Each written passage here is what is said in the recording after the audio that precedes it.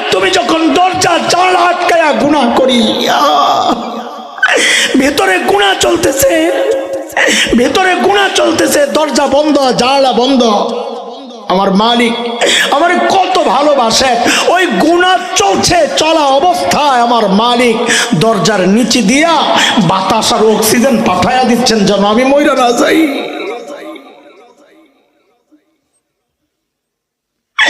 ওই মালিকের নাফরমানি আর কত কাল জিজ্ঞেস করি বলেন? হ্যাঁ, আরে গুনাহওয়ালা চোখগুলা নিয়ে মালিকের সামনে দাঁড়াবো কেমনে বলেন তো? এই গুনাহওয়ালা কান নিয়ে মালিকের সামনে দাঁড়াবো কেমনে যখন এই চোখ আমার বিরুদ্ধে সাক্ষী দিবে, এই কান আমার বিরুদ্ধে সাক্ষী দিবে, এই হাত পাও আমার বিরুদ্ধে সাক্ষী দিবে? দাঁড়াবো কেমনে বলেন? হ্যাঁ, এরে যুবক, আমার কথাগুলো যদি তোদের হৃদয়ে টাচ না করে, নাও করতে পারে আমি গুনাহগার। আমি বলি কি আছে, ভালো করে বোঝানোর ক্ষমতা তো আমার নাই। তোদের কাছে একটা আবেদন করি, তাইলে যদি টাচ না করে তো বলি কি, তোরা সামনে আয়, আমার তোরা সামনে আয়, সামনে আয়, আইসা তোদের পাওগুলো আমার দিকে আগায়া দে। আমি ওই পাওটি জড়ায়া ধইরা সারা রাত বসে বসে কান্না করি, তাও তোরা গুনাহ ছেড়ে দে, গুনাহ ছেড়ে দে বাবা, গুনাহ ছেড়ে দে মা, গুনাহ ছেড়ে দে। হয়েছে তো, থামেন না এবার, কম করা হয় নাই তো, থামেন না এবার, আর কত বলেন না।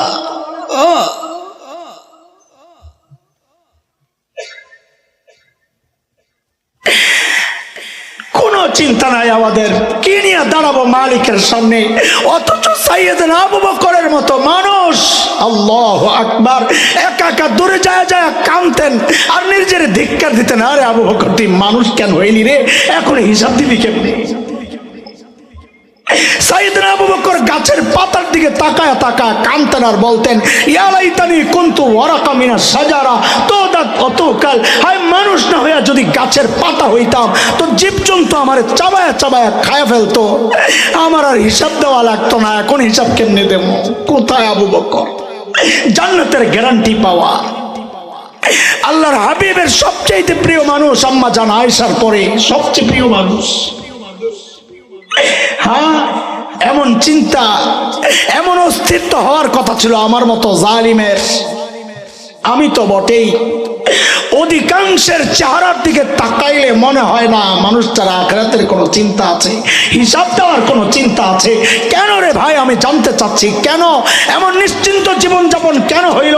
আরে আবু বকররা তো জান্নাতের গ্যারান্টি পাওয়া, সাহাবায়ে কেরাম তো অনেকেই জান্নাতের গ্যারান্টি পাওয়া, আমাকে আপনাকে কে গ্যারান্টি দিছে যে আমাদের মৃত্যুর যন্ত্রণা হবে না? হ্যাঁ, আরে কে গ্যারান্টি দিছে যে কবরের আযাব হবে না?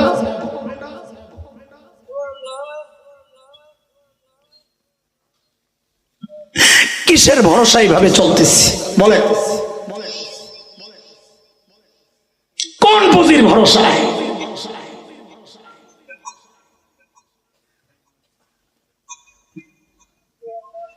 লা হাওলা ওয়ালা কুওয়াতা ইল্লা বিল্লাহ।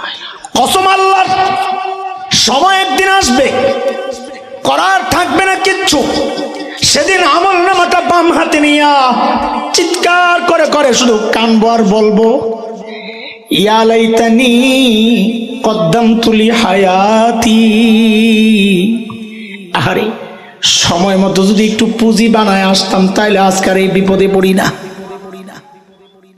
পুঁজি লাগবে, পুঁজি পুঁজি। মালিকের সামনে দাঁড়ানোর জন্য পুঁজি লাগবে বাবা, মা, পুঁজি লাগবে। পুঁজির ছোট্ট একটা গল্প বলে তারপরে সামনের দিকে আগাচ্ছি ইনশাআল্লাহ। গত বছরের গল্প, যুবকরা ভালো করে শোন, আমার বাবারা, সন্তানরা, ভাইরা শোন ভালো করে। গত বছরের গল্প, আমার মাদ্রাসার এক ওস্তাজ আমার অফিসে একদিন আমার ডাক দিয়ে বলতেছে, ভাই আপনার একটা ভিডিও দেখাই, তার মোবাইলের মধ্যে কোন এক আরব দেশের এক টেলিভিশনের প্রোগ্রাম। তা আমিও মনোযোগ দিয়ে দেখতেছি, দেখি একটা ছোট্ট বাচ্চার সাক্ষাৎকার নিচ্ছে একজন, প্রশ্ন করে উত্তর দেয় আর কি। বাচ্চাটা ছোট হয়, কত বড় জোর 13-14 হবে বয়স। বাচ্চাটা অন্ধ, অন্ধ মানে চোখ ভেতরের দিকে ডাবা আর কি, আরবিতে বলে মাকফুফুলাই, গর্ত গর্ত। উপস্থাপক বাচ্চাটাকে জিজ্ঞেস করতেছে, আচ্ছা তোমার যে চোখগুলো নাই, তুমি কি আল্লাহর কাছে বলো আল্লাহ আমার এই চোখ ফেরত দাও, এই নিয়ামত ফেরত চাও আল্লাহর কাছে? বাচ্চাটা ভাবলে সেন জবাব দিয়া দিল যে না, এই নিয়ামত আমি ফেরত চাই না। আমি তো অবাক হয়ে গেছি, আরে বলে কি, বোকা নাকি ও? চোখের মতো নিয়ামত ফেরত চায় না, বোকা নাকি? তো বুঝলাম, আরে বয়স কম তো, ম্যাচুরিটি আসে নাই, বুঝে না এখনো এই নিয়ামত কত বড় নিয়ামত, এখনো বুঝ আসে নাই। তা আমি তো ভিডিও দেখা অবাক হয়েছি, কিন্তু যিনি প্রশ্ন করতেছেন, উপস্থাপক, সঞ্চালক, পরিচালক, তিনি তো সামনাসামনি বসা, তিনি আমার চেয়ে আরো অনেক বেশি অবাক হইলেন। হওয়ারই তো কথা। তিনি অনেক অবাক হয়ে জিজ্ঞেস করলেন, লিমাজা, আরে কেন তুমি এই নিয়ামতটা ফেরত চাও না, এটা কেমন কথা? আরে বাচ্চাটার জবাবটা শুই না বুঝছি, বোকা ও না, বোকা তো আমি। আল্লাহকে হাজির রেখে বলছি আপনাদেরকে, ওর জবাবটা শুই না আমি সাথে সাথে কান্না করে দিছি। আরে বললো কি, সে বললো কিটা? ও দেখেন কি পুঁজি বানাইছে, দেখেন কি পুঁজি বানাইছে, ছোট্ট বাচ্চা। ওর যখন জিজ্ঞেস করা হলো তুমি কে নিয়ামত ফেরত চাও, বলে না চাই না। বলে কেন চাও না? ও বলে কি জানে, আমি এই জন্যে চাই না, এটা রেখে দিছি, সময় মতো কামে লাগাবো। বলে কোথায়? বলে হাসরের মাঠে যখন বিচার শুরু হয়ে যাবে, যখন আমার ডাক পড়বে। বলেন ছোট্ট বাচ্চার কি ডাক, ওর চিন্তাটা কত স্বচ্ছ, কত পবিত্র, কত উঁচা। যখন আমার ডাক পড়বে সিরিয়াল, আমি দুনিয়ায় নিয়ামত এই জন্যে চাই নাই, সেদিন যেন আমি আমার মালিকের সামনে নত জানু হয়ে বলতে পারি, ও আমার মালিক, ও আমার মালিক, দুনিয়ায় তো তুমি আমার এই নিয়ামতটা দেও নাই, ওগো মালিক, এই উসিলাই কি আজকে আমার আযাবটা একটু কমাইয়া দেওয়া যায় না মালিক?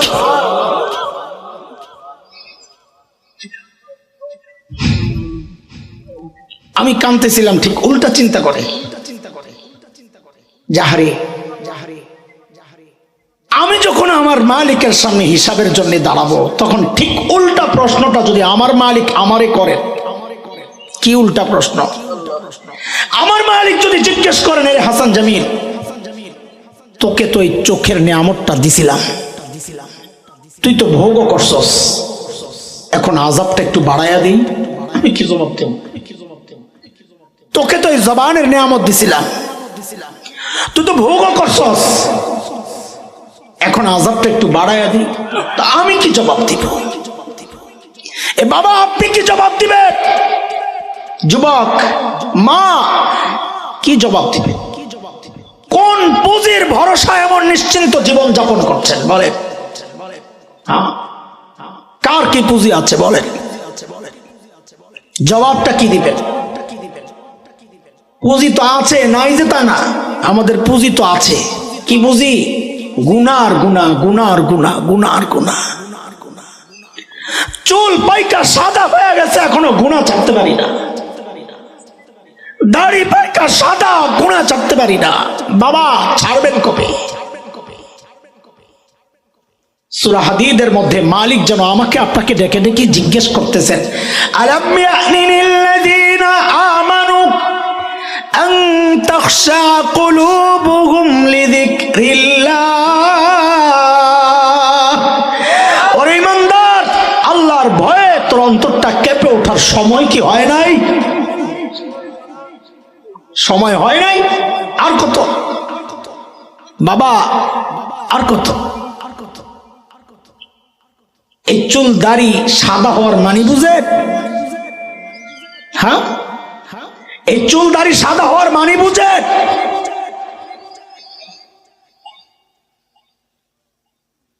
মেসেজ, মেসেজ আল্লাহর পক্ষ থেকে সতর্ক বার্তা। আমার সামনে মালিক গাছের পাতা ঝরাইছে, আমাকে সতর্ক করা হয়েছিল, হাসান জামিল, যেই জিনিস ধরে ওই জিনিস কিন্তু ঝরে, তুইও একদিন ঝরে যাবি। আমি সোজা হই নাই, সূর্যকে ডুবায়া মালিক আমাকে সাবধান করেছিলেন, রে হাসান জামিল, যেই জিনিস ওঠে ওই জিনিস কিন্তু ডুবে, তুই একদিন ডুবে যাবি। আমি সোজা হই নাই। আমার সামনে দিয়া আমার বাবার লাশকে কবরে পাঠায়া আমাকে আমার মালিক সতর্ক করেছিলেন, রে হাসান জামিল, একদিন তোর লাশ তোর সন্তানের সামনে দিয়া কবরে যাবে। আমি সোজা হই। আমার সামনে দিয়া আমার মায়ের লাশটারে আল্লাহ কবরে পাঠায়া আমারে সাবধান করেছিলেন, রে হাসান জামিল, তুই এখন যেমন দাঁড়ায়া দাঁড়ায়া মারে বিদায় দিতেছিস, একদিন তোর সন্তান কান্না করতে করতে তোকেও বিদায় দিবে। আমি সোজা হই নাই।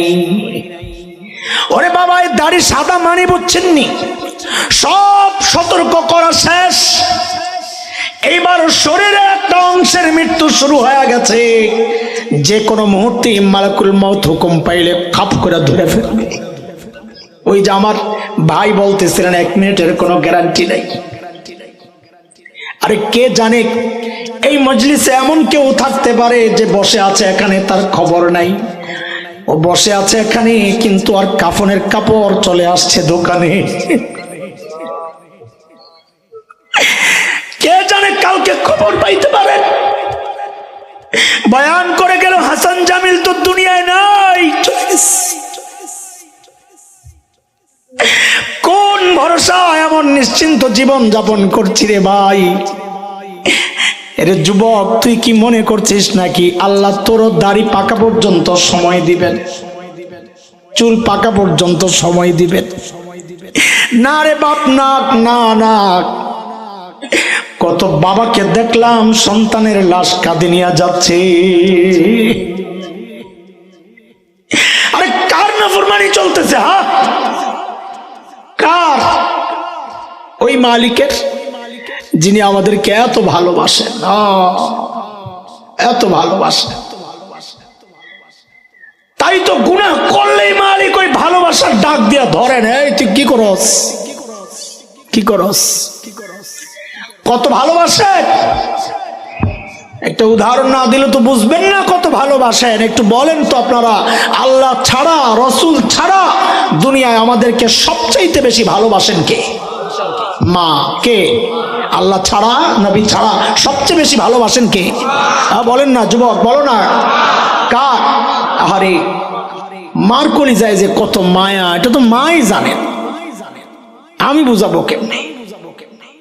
শ্বশুর বাড়িতে যাই, মাহফিল শেষে অনেক সময় বাচ্চারা যখন নানা বাড়িতে থাকে ঢাকাতেই, তো বাসায় যায় কি করবো, একা একা শ্বশুর বাড়িতে যাই, যায়া দেখি শ্বশুর ঘুমায়, শাশুড়ি ঘুমায়, বউ বাচ্চা ঘুমায়।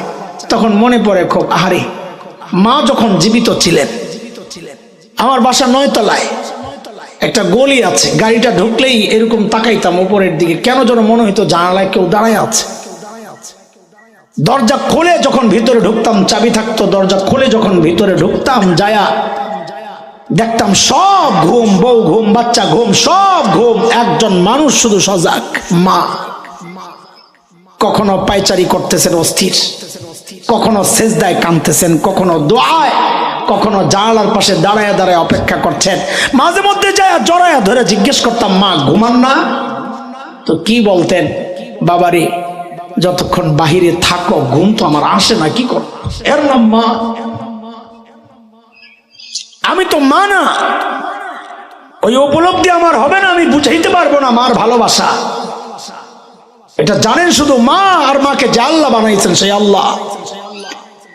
তবে কোরআন হাদিস পড়ে মাসআলা জেনে কিছুটা অনুমান করতে পারি। যেমন আপনাদেরকে একটা মাসআলা শোনাই, তো আপনারা বুঝবেন। হঠাৎ করে মনে করতেছেন যে মায়ের কথা এলো কেন, এলোপাতারি কথা না, একটু অপেক্ষা করে। কেন বলছি শোনেন। কোন সন্তান যদি বাবা মার আগে মারা যায়, সন্তান আগে মারা গেছে বাবা মার আগে, মাসআলা কি? মাসআলা হচ্ছে বাবা তো সন্তানের লাশের পেছনে পেছনে যাইতে পারে,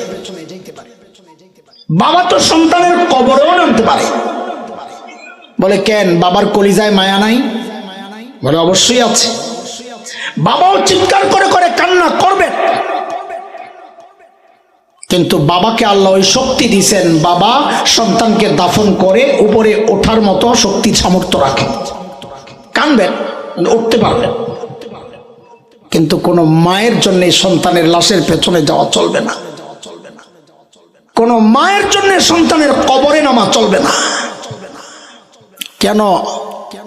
দুনিয়ায় এমন কোনো মা নাই যে সন্তানকে দাফন করার জন্য কবরে নামবে? আর ওই পাগলনি সন্তানকে দাফন করে সুস্থ অবস্থায় উপরে উঠবেন এমন কোনো মা নাই। সন্তানকে দাফন করে নিজেও সন্তানের সাথে শুয়ে পড়বে। কথা ঠিক কিনা বলেন? একটু বলেন তো আমাকে, এই যে মার কলিজায় এত দরদ আর মায়া মমতা ভালোবাসা, কেন? মা আমার চোখ বানাইছেন সেই জন্যে বলেন, কান বানাইছেন সেই জন্যে বলেন না, বলেন কি বানাইছেন? মা কি বানাইছেন বলেন তো, বলেন একবারে বলেন, মা কি বানাইছেন? কিছুই বানান নাই। অল্প কয়েকদিন ভাড়াটিয়ার মতো পেটে ধারণ করেছে, হওয়ার পরে লালন করেছে, তাতেই মার কলিজায় এত মায়া। কিচ্ছু বানান দোস্ত। ওই জন্য আল্লাহ সুবহানাহু ওয়া তাআলা আমাদেরকে বড় মায়া করে ওই যে ডাক দিয়েছেন সূরা হাশরের 18 নম্বর আয়াত, ইয়া আইয়ুহাল্লাযীনা আমানুত্তাকুল্লাহ ওয়াল তানজুর নাফসুম মা কদ্দামাত লিগাদিন ওয়াত্তাকুল্লাহ। ও ঈমানদার, আল্লাহকে ভয় করো। প্রত্যেকটা মানুষের উচিত তার আখিরাত নিয়ে চিন্তা করা। আমার আখিরাতের পুঁজি কি, কামাই কি, সম্বল কি, কি নিয়ে আমি আমার মালিকের সামনে দাঁড়াবো? প্রত্যেকটা মানুষের চিন্তা করা উচিত। পুঁজি পুঁজি পুঁজি, গুনার পুঁজি যেটা বানাইছি, পেরেশান হয়েন না। আপনাদেরকে পেরেশান করার জন্য এই কথাগুলো এইভাবে বলছি না। ঘাবড়ানোর কিছু নাই, হতাশ হওয়ার কিছু নাই। কেন? আরে একজন মালিক আছেন যিনি আমাদেরকে অনেক ভালোবাসেন, অনেক ভালোবাসেন। বলে কেমন ভালোবাসেন?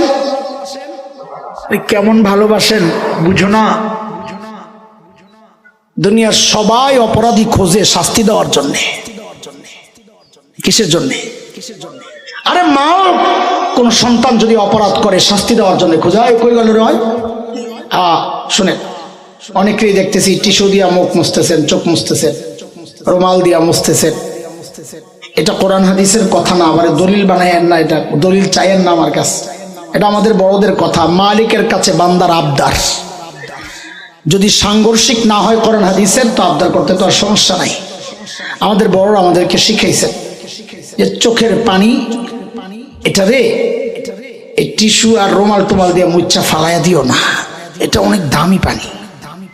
বরং তুমি এটারে ছড়াইয়া দাও, মুছা দাও, হাতে লাগাও, ঘাড়ে লাগাও, মাথায় লাগাও, আর আল্লাহকে বলতে থাকো, আল্লাহ তোমার ভয়ে বের হইছে, ও মালিক আমার কোনো পুঁজি নাই, এই পানিটা যেই যেই জায়গায় লাগছে ও আল্লাহ জাহান্নামের আগুনে তুমি পোড়াইও না।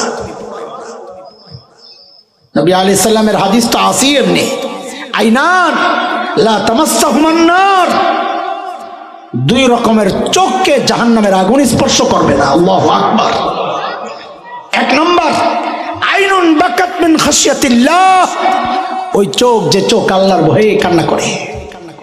দুই নম্বর, ওয়াইনুন বাতাত তাহরুসু ফি সাবিলিল্লাহ, ওই চোখ যে আল্লাহর রাস্তায় পাহারাদারি করার জন্য সজাগ থাকে, সজাগ থাইকা পাহারা দেয় সীমান্ত, নিজেদের ঘাঁটি, নিজেদের দল পাহারা দেয়। ওই চোখও জাহান্নামের আগুন ওই চোখকে স্পর্শ করবে না। চোখ স্পর্শ করবে না মানে আল্লাহ চোখটি খুললে জান্নাতে দিয়ে দিব আর আমারে জাহান্নামে পাঠিয়ে দিব না, না, তার মানে ওই চোখওয়ালা জাহান্নামে যাবে না। বলছিলাম দুনিয়ার সব তো অপরাধী খোঁজে কিসের জন্যে? শাস্তি দেওয়ার জন্যে। আমার আপনার এমন একজন মালিক আছেন, আল্লাহু আকবার, যে মালিক অপরাধী খোঁজেন কিন্তু শাস্তি দেওয়ার জন্য না, মাফ করার জন্য। প্রতি রাতে শেষ রাতে আইসা মালিক ডাকতে থাকেন, আলা মিন মুস্তাগফিরিন ফাগফির লাহ, এ আমার কোন বান্দা আছো, কে আছো, গুনাহ করেছো সারাদিন তো আমি কিচ্ছু বলি নাই, সুযোগ দিছি তোমারে, আমি এখন নিজে আসছি তোমার কাছে, তুমি আমার কাছে মাফ চাও, আমি আল্লাহ তোমার সব গুনাহ মাফ করে দিব। আল্লাহু আকবার বলেন। আল্লাহ। আরে বাবা, বয়স হয়ে গেছে 80-90, গুনাহ করছেন 70-75 বছর। হতাশ হয়েন না, আল্লাহর রাস্তে পায়ে হাত রেখে বলি, দিল থেকে একবার শুধু বলেন, ওগো মালিক, সারা জিন্দেগি যত গুনাহ করেছি মালিক, আমি ভুল করেছি, আমারে মাফ করে দাও। নবী বলেন আল্লাহ তাআলা তার সব গুনাহ সাথে সাথে মাফ করে দিবেন। অবাক লাগতেছে না? গুনাহ করছেন 75 বছর লাগাইয়া, একবার মাফ চাইছেন, মাফ হয়ে গেছে সব। অবাক লাগতেছে? যদি অবাক লাগে বুঝবো আপনি আপনার গফফার রব চিনেন নাই, আপনি কম্পিউটার চিনেন ভালো। বলে মানে কি বুঝলাম না? বুঝবেন কেমনি? কম্পিউটারে ডিলিট করে দেওয়ার সিস্টেম আছে না রে বলা বাইন? কথা বলে না। আরে তোরা বল তো, মুরব্বীরা বুঝবে যে একটা কিছু আছে। তোর মতো তার মুরব্বীরা টিপে টিপে করে না, ডিলিট করার সিস্টেম আছে। এক জায়গায় 1 কোটি নাম আছে, একটা নাম ডিলিট করতে চাই, সিস্টেম কি কয়? একটারে টিপ দিয়ে ডিলিট টিপ দিলে কয়টা যাইব? কথা কয় না।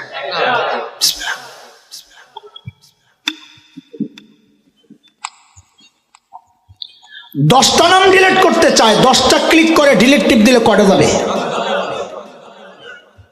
আরেকটা সিস্টেম আছে, বল তোরা। হ্যাঁ, অল ডিলিট। আচ্ছা, যেটা সহজে বুঝে এটাই কই। অল ডিলিট মানে কি? ডিলিটে টিপ দিলে একটা অপশন আসে অল ডিলিট, অল ডিলিটে ওকে দিয়ে দিয়ে, অল ডিলিটে দিয়ে ওকে দিলে কয়টা যাবে? একসাথে। লেখার সময় কি একসাথে লিখছিল না অনেক সময় লাগছে? ডিলিট করতে লাগছে কতক্ষণ? 1 মুহূর্ত। তো জোরে চিল্লায় কর না আল্লাহু আকবার। আরে দোস্ত, আমার আর আপনার হাতের বানানো কম্পিউটারে যদি অল ডিলিট অপশন থাকে, এক টিপ দিয়া যদি সবগুলারে একবারে মুছা যায়, তাইলে আমার গফফার মালিকের ক্ষমতা কি কম্পিউটারের চেয়ে দুর্বল নাকি? আমার মালিক আমার গুনার আমল নামার ফাইলের মধ্যে অল ডিলিটে টিপ দিয়া একবারে সবগুলা গুনাহ মুছতে পারেন কি পারেন না? শুধু পারেন তা না, আমার মালিকের পাওয়ার ক্ষমতা অনেক বেশি। তিনি বান্দার গুনাহ মাফ করার ক্ষেত্রেও নিজের পাওয়ার দেখান। কি সেটা?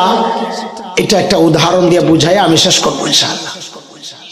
এক লোক এক অফিসে চাকরি নিছে, ভালো করে বুঝেন, মুরব্বীরা বেশি ভালো করে বুঝেন, আপনারা যেন হতাশ না হন, এই জন্যই বলতেছি।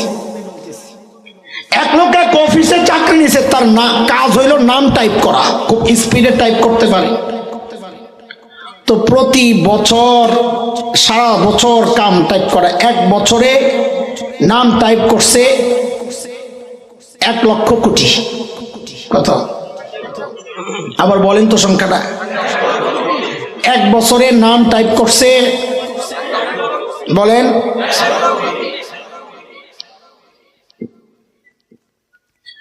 পঞ্চাশ বছর চাকরি করছে। 50 বছরে প্রতি বছর 1 লক্ষ কোটি নাম টাইপ করলে 50 বছরে কত হয়েছে? 50 লক্ষ। সংখ্যাটা আবার বলেন। 50 লক্ষ কোটি। লিখতে লাগছে কয় বছর? 50 বছর। 50 বছরের আমল আর সংখ্যা হইল 50 লক্ষ। অফিসের জেনারেল ম্যানেজার আসছে পরিদর্শনে। কি লেখছস? স্যার লিখছি। কই দেখি।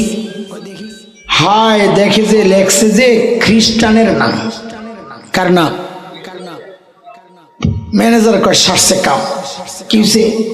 কই তুই লেখছস খ্রিস্টানের নাম? আরে গাদা, লেখার কথা মুসলমানের নাম। চাকরি আমারটাও যাইব, তোরটাও যাইব। স্যার এখন কি করব? একটাই রাস্তা আছে, সব একবারে ডিলিট করে দে। বলমু যে ভাইরাস ঢুকছিল, সব নাই হয়ে গেছে। এখন বলেন সংখ্যা কত? লেখছে কয় বছরে? এই 50 বছরের আমল 50 লক্ষ কোটি। সংখ্যাটা কথার কথা আরো বেশি হইলেও সমস্যা নাই। সবগুলার এখন মোছা দরকার। তো কি করবে? অল ডিলেট দিলে কতক্ষণ লাগবে মুছতে? একবারে শেষ। লেখছে কয় বছরে? 50 বছরের আমল এক টিপ দিয়ে গায়েব করা যায়? তুমি এখনো চুপ করে বই রয়েছো, আল্লাহ আকবার কও না। তো কম্পিউটারে যদি 50 বছরের আমল এক টিপ দিয়ে গায়েব করা যায়, তো আমার আপনার আমল নামায় এক টিপ দিয়ে 50 বছরের গুনাহ গায়েব করা যাবে না? শেষ হয় নাই, মনোযোগ ধরে রাখেন। লিখছিল কান্না। আচ্ছা, কম্পিউটারে কি এমন কোন অপশন আছে যে খ্রিস্টানের নাম মোছার সাথে সাথে আরেকটা সুইচ আছে, ওটারে টিপ দিলে সাথে সাথে এই 50 লক্ষ কোটি খ্রিস্টানের নাম অটোমেটিক মুসলমানের নাম হয়ে যাব? আছে? কয় আছে? আমি ব্যাকুল হুজুর, তার মানে এত ব্যাকুল মনে করিস না? মানে ডিলিট করা জিনিস ফেরত আনা যায়, কিন্তু ধর্ম পাল্টানো যায় না। আল্লাহ বলেন যে আমার কাছে ওইটাও আছে। কি আছে? আল্লাহ বলে তুই গুনাহ করছস 50 লক্ষ কোটি। ধরেন গুনাহ মানে খ্রিস্টানের নাম, তওবা নাসুহা করছস। কম্পিউটারের ভাষা অল ডিলেট, শরীয়তের ভাষা তওবা নাসুহা। অল ডিলেট একই কাম। তওবা নাসুহা করে 50 লক্ষ কোটি গুনাহ তুই মুছছস। এখন আমল চালু করে দিছস জিকির। আল্লাহ বলেন তোর এই 50 লক্ষ কোটি গুনারে সরাইয়া আমি ওটা 50 লক্ষ কোটি নেকি দিয়ে ভরে দেব। কার কথা? আল্লাহ বলতেছে ইল্লা মান তাবা ওয়া আমানা ওয়া আমিলা আমালান সালিহা ফাউলাইক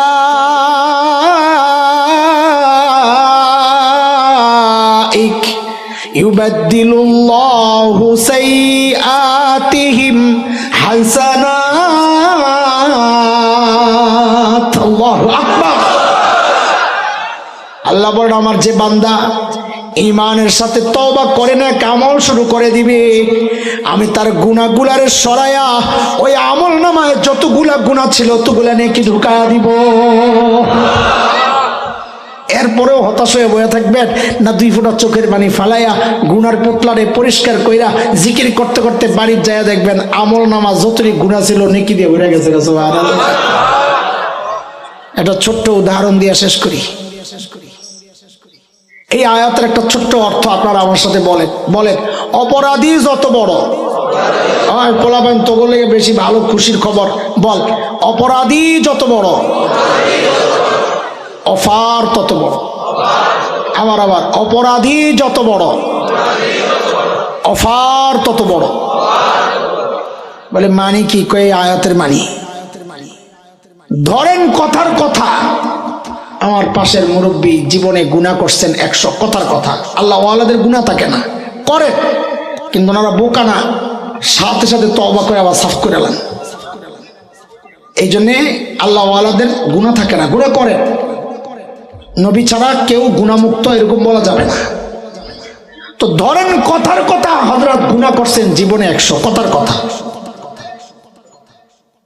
কোন এক আল্লাহ ওয়ালার মজলিসে যায় বসছেন, দিল নরম হয়ে গেছে, চোখ দিয়ে পানি আসতেছে।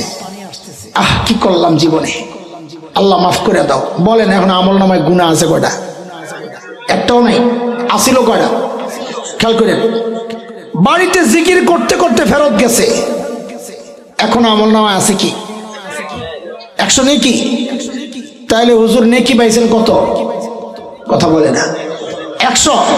আচ্ছা, বৃহত্তর বরিশাল, বরগুনা, পটুয়াখালী, ভোলা, বরিশাল যা আছে, পিরোজপুর, এর মধ্যে সবচেয়ে বড় অপরাধী যার গুনার কোনো হিসাব নাই।